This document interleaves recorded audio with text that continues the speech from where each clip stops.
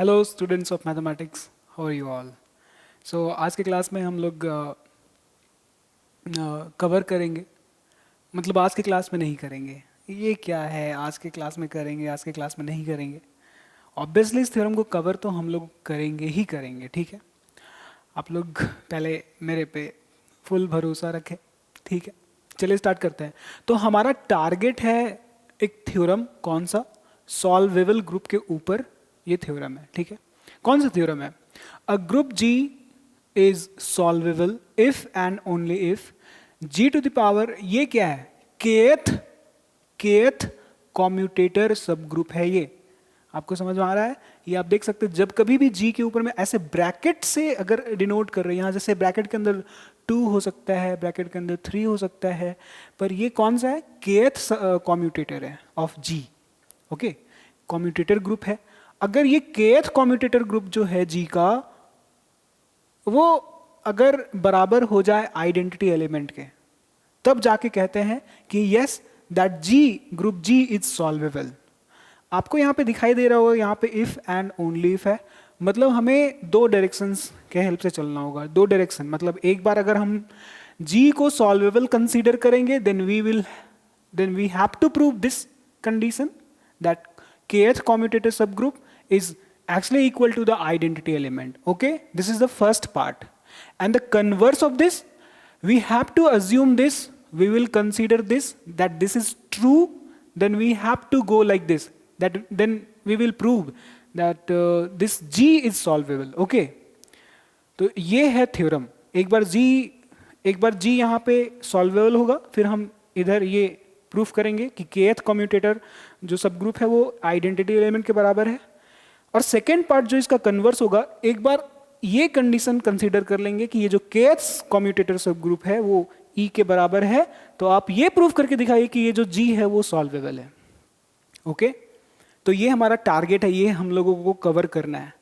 लेकिन बात ये है ना कि जिस तरीके से, अगर याद कीजिए कि हम लोगों को ग्रुप के बारे में समझना है, अगर आपको क्लोजर लॉ, एसोसिएटिविटी है ना, existence of identity, inverse of each and every element, ये चार के बारे में आपको पता ही नहीं है, तो क्या आप ग्रुप के बारे में समझ सकते हो? नहीं समझ सकते हो। उसी तरीके से इस थ्योरम को समझने के लिए हमें किन किन थ्योरम्स के बारे में पता होना चाहिए, उसके बारे में पहले हम लोग बात करेंगे, फिर उसको हम लोग कवर कर लेंगे, ठीक है। चलिए स्टार्ट करते हैं। तो सबसे पहले कम्यूटेटर सब ग्रुप क्या होता है?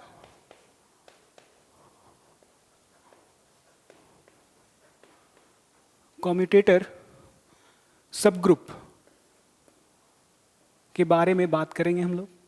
ये तो चलिए मान लेते हैं कि let G be a group, okay. Let G be a group.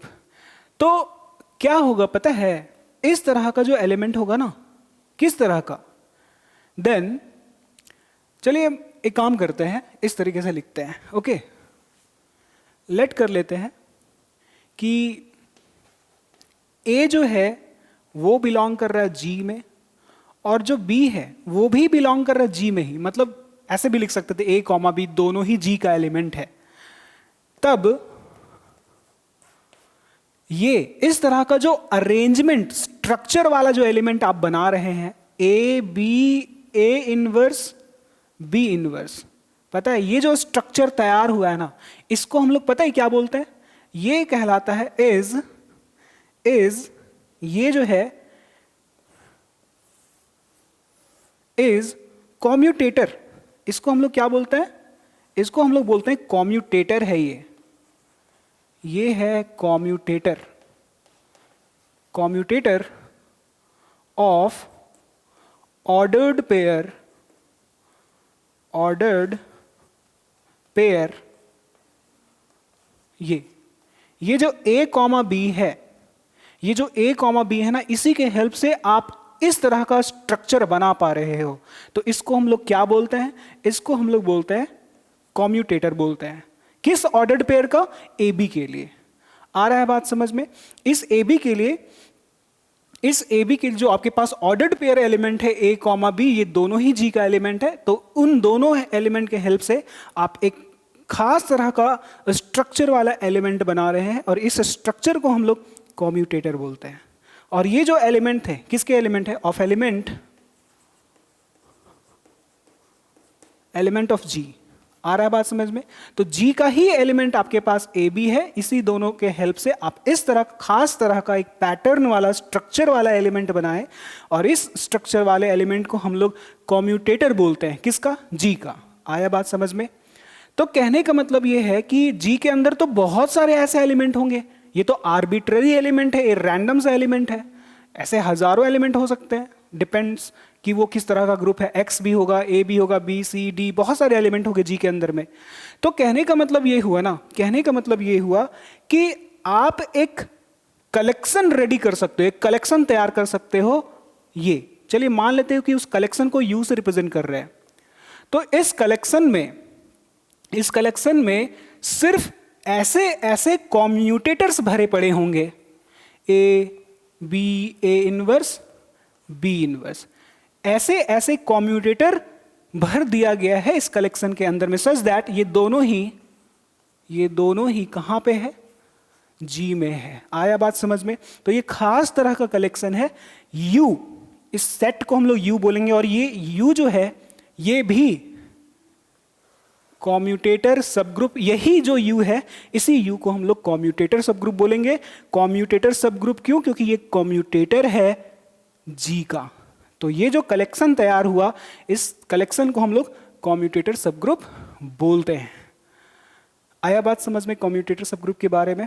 एक खास तरह का स्ट्रक्चर वाला एलिमेंट, इसको हम लोग कॉम्यूटेटर ऑफ जी बोलते हैं, है ना। ये दोनों ही एलिमेंट जी का ही है, दोनों एलिमेंट के हेल्प से इस तरह का स्ट्रक्चर वाला एलिमेंट बनाना है और ऐसे कई सारे कॉम्यूटेटर्स भरे पड़े होंगे इस कलेक्शन में और उस कलेक्शन को हम लोग यू से रिप्रेजेंट कर रहे हैं, है ना।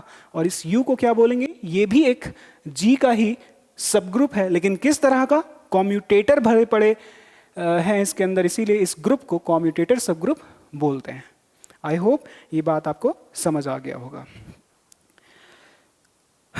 चलिए अब आगे, हमारा इसको भूलना नहीं है कि हमारा टारगेट क्या है ना। तो ये जो थ्योरम कवर करना है उसके लिए ये जरूरी था। अभी इस थ्योरम को कवर करने के लिए जो हमें जो इम्पॉर्टेंट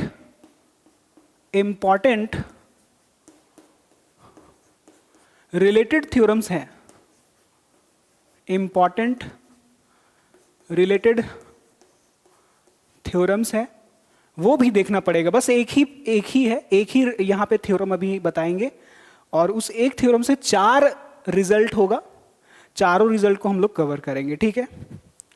चलिए बात करते हैं आगे। चौक थोड़ा हम ले लें पहले। तो वो थ्योरम क्या है? वो थ्योरम है कि इफ, चलिए देखिए यहां पे थ्योरम के बारे में हम लोग बात कर रहे हैं यहां पे, है ना। इफ जी डैश, है ना। अभी देखिए ये फिक्स्ड नहीं है कि यू से ही रिप्रेजेंट करना है, आप किसी से भी रिप्रेजेंट कर सकते हो कॉम्यूटेटर को, ठीक है ना। अच्छा ठीक है, एक बात बता देते हैं, अभी तो बताए ही नहीं, बहुत सारा। चलिए देखिए यहाँ पे, जैसे अगर हम ये बात कहें कि जी है और ये यू क्या है? कॉम्यूटेटर सब ग्रुप है। चलिए इसको हम लोग क्या कर रहे हैं ना कि जी का कॉम्यूटेटर सब ग्रुप जो है हम उसको G1, लेकिन इस बात का G डैश से दिखाते हैं। So G dash, this U also can be written as like this. चलिए मान लेते हैं कि ये G डैश है यहाँ पे, तो this G dash is commutator, okay. So this G dash is commutator subgroup of G। अब ये G डैश एक कॉम्यूटेटर सब ग्रुप है, अल्टीमेटली ये G डैश एक ग्रुप तो है ना। इसका मतलब ये हुआ कि एक और कॉम्यूटेटर सब ग्रुप हम लोग यहां पे क्रिएट कर सकते हैं जो G डैश का कॉम्यूटेटर होगा। इसका मतलब ये हुआ कि G डैश ये तो था ये वाला, इसका कॉम्यूटेटर का मतलब क्या हुआ कि आपको यहां पे एक बार और ब्रैकेट दे करके यहां पे इस तरीके से आपको लिखना पड़ेगा, या ब्रैकेट दे करके आपको लिखना पड़ेगा। और फिर ये जो सेकंड कॉम्यूटेटर, ये फर्स्ट कॉम्यूटेटर हुआ जी का, ध्यान से समझिए, G dash is the first commutator subgroup of G, this G dash के ऊपर एक डैश है, तो ये this is the second, this is second commutator subgroup of G. Now third commutator कौन होगा? तो आपको यहां पे ट्रिपल डैश देना पड़ेगा। आ रहा है बात समझ में आपको? अगर इस तरीके से सीक्वेंस ऑफ कॉम्यूटेटर सब ग्रुप्स, ध्यान से सुने, सीक्वेंस ऑफ कॉम्यूटेटर सब ग्रुप्स बनाए तो आप कितना बार डैश डैश डैश दीजिएगा? 3 बार, 4 बार, और वहां 10-11 बार डैश देना पड़ेगा। तो ये काफी ज्यादा ये इनकन्वीनियंट हो जा रहा है हमारे लिए। दैट्स वाई हमने एक तरकीब निकाला, हमने मतलब हमारे मैथमेटिशियंस ने इसको कन्वीनियंट के लिए किस तरीके से उन्होंने रिप्रेजेंट करना सीखा, हमें बताया, आपको बता रहे हैं हम यहाँ पे। तो चूंकि ये फर्स्ट कॉम्यूटेटर सब ग्रुप है जी का, जो सेकेंड वाला होगा जिसको हम लोग जी डबल डैश से रिप्रेजेंट करते हैं, वो एक्चुअली में क्या कर सकते हैं ना, हम लोग यहाँ पे आपको 2 लिखना होगा और ब्रैकेट देना होगा। यहाँ पे 1 है तो यहाँ पे ब्रैकेट है। This is the first commutator subgroup of G, this is second commutator subgroup of G, and this is third commutator subgroup of G, and this is fourth commutator subgroup of G, and so on. ये चलता चला जाएगा, ये चलता चला जाएगा। आया बात समझ में? So this is our commutator subgroups, sequence of commutator subgroups जिनके अंदर इस तरह का एलिमेंट होता है। आई होप ये बात आपको समझ आ गया होगा, ठीक है? चलिए आगे बात करते हैं, है ना? तो आप देख सकते हैं कि यहाँ पे जी के ऊपर में डैश लगा हुआ है, यहाँ पे आप ब्रैकेट दे देंगे तो यहाँ पे फर्स्ट कॉम्यूटेटर सब ग्रुप हो जाएगा। और अगर ब्रैकेट नहीं देते हैं तो भी कोई दिक्कत नहीं है, आप सिर्फ यहाँ पे जी डैश दीजिएगा तो भी ये कॉम्यूटेटर सब ग्रुप को ही रिप्रेजेंट कर रहा है। तो आप ये देख सकते हैं कि this is commutator subgroup of G, okay. If G dash, तो अभी हम लोग, ये हमारा कंप्लीट हो गया। हम इस जो हमारा टारगेट है जो थ्योरम को समझना, उसके लिए जो इंपॉर्टेंट थ्योरम्स हैं उनको समझ रहे हैं पहले। If G dash is commutator subgroup, ये जो जी डैश है वो कॉम्यूटेटर सब ग्रुप है, कॉम्यूटेटर सब ग्रुप ऑफ जी। अगर जी का कॉम्यूटेटर सब ग्रुप कौन है? जी डैश, देन ये हमारा इंपॉर्टेंट थ्योरम है ना? तब हमारे पास जो हमारे इंपॉर्टेंट थ्योरम्स है वो क्या क्या होते हैं, जरा ध्यान से आप देखिएगा यहाँ पे। देन 4 रिजल्ट है हमारे पास, 4 रिजल्ट। ये जो कॉम्यूटेटर सब ग्रुप है ना, ये जो कॉम्यूटेटर सब ग्रुप है वो नॉर्मल होता है, इज नॉर्मल इन जी। आया बात समझ में? अगर आपको कहीं पे भी दिखाई देता है कि ये जो जी डैश है वो कॉम्यूटेटर सब ग्रुप है जी का, तो आप ये कह सकते हो कि ये जो जी डैश है वो नॉर्मल सब ग्रुप होता है जी का, क्योंकि G dash is commutator subgroup, G dash is commutator subgroup of G, that's why this G dash will be normal in G. आया बात समझ में? तो यहां पे हम लोग ये लिख सकते हैं, दैट इज, ये जो जी डैश नॉर्मल है, मतलब ये जी डैश जो है वो नॉर्मल सब ग्रुप है किसका? जी का। आया बात समझ में? This is our first result on the basis of this theorem, which is actually very very important to understand, to get clear understanding of this our targeted theorem, okay. Now our second result is very very important, that is if you have that this G dash is commutator subgroup of G, then definitely you will get this, that if, as already we know that if G dash is normal in G, then this G dash can go in the denominator. इसका मतलब ये हुआ यहाँ पे हम एक quotient group बना सकते हैं, G upon G dash। G dash normal है, इस वजह से ये नीचे आ पाया है। और ये क्या होता है पता है आपको? ये अबेलियन होता है। ये क्या होता है? ये अबेलियन होता है, मतलब जो कॉम्यूटेटर सब ग्रुप है वो नीचे गया तो ये कोसेंट ग्रुप बन गया, और ये कोसेंट ग्रुप क्या होता है? अबेलियन होता है। इस बात का आप ध्यान रखेंगे, और इस बात का ये भी ध्यान रखेंगे कि this is commutator of this numerator, that is G. आया बात समझ में? तो ये हमारा सेकंड रिजल्ट हुआ इस थ्योरम के बेसिस पे। हमारा थर्ड जो रिजल्ट है वो बहुत ही इंपॉर्टेंट है, चारों ही इंपॉर्टेंट है ना? चलिए तो बात करते हैं। चलिए देखिए, if n is normal, if n is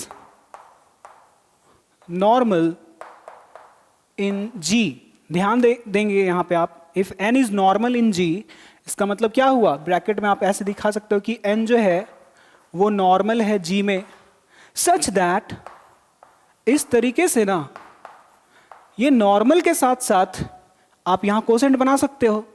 क्या बना सकते हो, कौन है नॉर्मल, n जो है वो नॉर्मल है G में, इसका मतलब G के नीचे n बहुत ही खुशी खुशी से जा सकता है, such that this quotient group is actually abelian, is abelian. पता है, अगर ये कंडीशन आपको कहीं पे मिल गया ना, अगर ये कंडीशन मिल गया कि n नॉर्मल है G में और ये जो कोसेंट ग्रुप बना G और n के हेल्प से वो अबेलियन भी है, एक तो नॉर्मल भी मिला, एक तो अबेलियन भी मिला, इसका मतलब ये हुआ, देन इसका मतलब ये हो जाएगा कि आप देखिए यहां पे न्यूमरेटर में कौन है G, तो न्यूमरेटर वाले का कॉम्यूटेटर, किसका, न्यूमरेटर वाले का कॉम्यूटेटर सब ग्रुप कंटेन करेगा, वो कंटेन करेगा नहीं, कंटेन होगा n के अंदर। ये बहुत ही इंपॉर्टेंट था कि अगर n कोई भी एक सब ग्रुप है G का इस तरीके से कि ये n नॉर्मल भी है, तो वो n नीचे जा सकता है, मतलब कोसेंट ग्रुप बन गया, और ये कोसेंट ग्रुप अबेलियन भी है, तो आपके पास ये रिजल्ट है कि जो G ऊपर जो न्यूमरेटर वाला है, न्यूमरेटर में जो बैठा हुआ है उसका कॉम्यूटेटर G डैश, G का कॉम्यूटेटर G डैश, वो खुद कंटेन होगा उसी नॉर्मल के अंदर। आया बात समझ में, तो ये बहुत ही इंपॉर्टेंट था। ये 3 रिजल्ट हुआ, अब हम यहाँ पे मिटा रहे हैं, उसके बाद 4th रिजल्ट हम लोग यहाँ पे देखने वाले हैं। चलिए इसको हम हटा देते हैं पहले।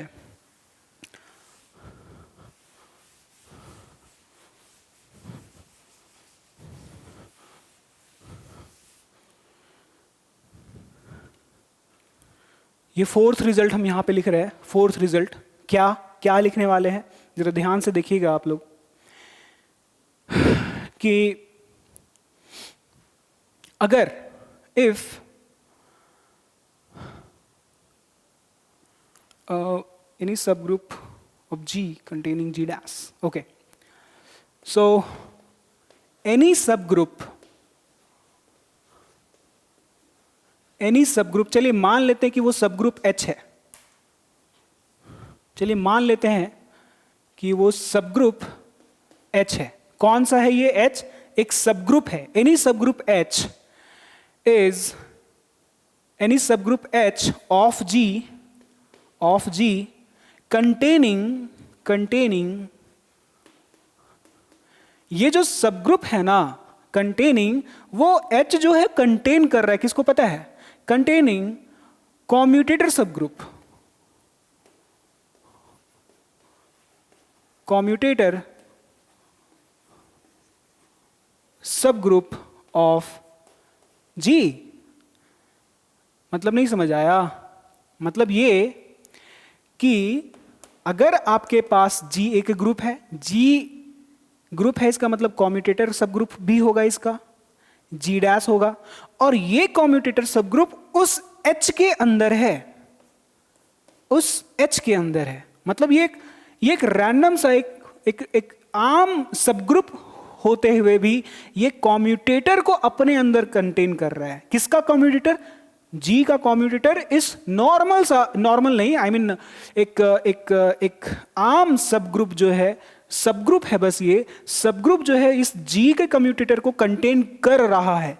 तो ये कोई आम सब ग्रुप नहीं हो सकता, ये इसके पास एक खास तरह का पावर है। ये H डेफिनेटली, ये देन दिस H, ये सिर्फ सब ग्रुप नहीं है, is actually this H is normal. ये नॉर्मल सब ग्रुप है, तभी कंटेन कर रहा था, लेकिन हमें छुपाया गया था ये बात कि ये H नॉर्मल है। हमें सिर्फ दिखाया गया कि ये जो H है वो सब ग्रुप है और वो कॉम्यूटेटर को कंटेन कर रहा है, तो हमें पता चल गया अरे नहीं भाई, ये जो H है ना वो सिर्फ सब ग्रुप नहीं है, ये नॉर्मल भी होगा। तो ये 4 इंपॉर्टेंट थ्योरम था। आई होप कि ये चारों आप लोगों को समझ आ गया होगा। इसका प्रूफ हमें हमारे लिए इम्पॉर्टेंट नहीं है। अगर किसी को लगता है कि इसका प्रूफ आप लोगों को चाहिए तो आप कमेंट करके बता दीजिएगा, हम इसके प्रूफ भी करवा देंगे, ठीक है।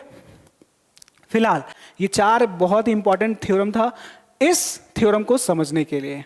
आई होप ये बात आपको समझ आ गया होगा। चलिए एक काम करते ही, वीडियो बहुत लंबा हो जाएगा, इसलिए हम सेकेंड वीडियो में इस थ्योरम को करवा देंगे, ठीक है। Okay, thank you very much. अगर आपको जो मेरा वर्क है आपको अगर अच्छा लगता है, आपको मेरा कंटेंट समझ आता है, तो मुझे सपोर्ट कीजिए। आप अपने फ्रेंड तक भी आप इस चीज़ों को सजेस्ट कर सकते हैं, शेयर कर सकते हैं, है ना। इससे मुझे भी मोटिवेशन मिलता रहेगा। Truly it's very true that it motivates me. Okay, thank you very much for being here. तो चलिए मिलते हैं नेक्स्ट वीडियो में इस थ्योरम के साथ में। Okay, bye bye.